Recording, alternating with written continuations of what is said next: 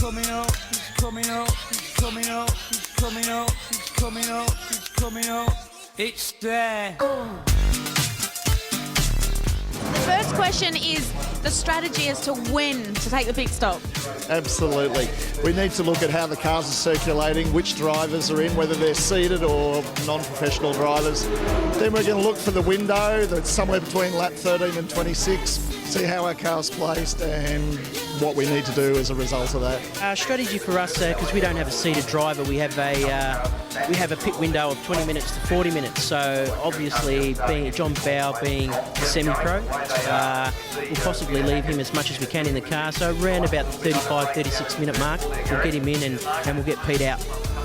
Depends on the pace of the car. If Clark is lap times are dropping off, we'll bring him in early, maybe balance the pressures to stabilise the car, to give him the best race car we can. We're sort of bound by strategy because of our seated driver, so he can't do any more than 30 minutes. So really we're bound by that to when we can pit, which is basically, you know, he's got to leave pit lane with no more than 30 minutes on the clock. So that's what we're bound by. At this stage, we're probably going to run fairly long. It would just depend how the gap from the car in front and the cars behind us go. Yeah. We're going to wait as long as we can. Hopefully there's some sort of safety car period and we can come in, adjust tyre pressures and get back out there. What's happened here? Because obviously it was pretty devastating. Yeah, we've gone out at the start of the race and the front studs were broken, so we're just trying to get them replaced again. We've had this problem once before.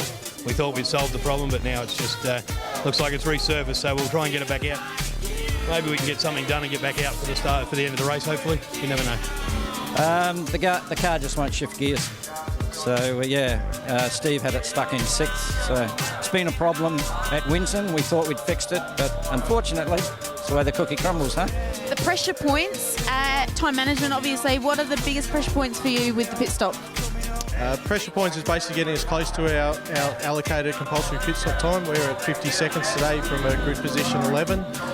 So obviously trying to get that as close to 50 seconds as we can without going under, and Rod obviously doing a good in-lap and out-lap to make the most of it. Look, mainly what we're looking for is to get clear space and track position. So we keep an eye on what's happening on the track.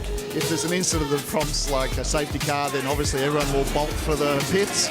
If that occurs, we'll make sure that we've got a reserve spot for our pit stop so we don't get caught up in everyone else's traffic.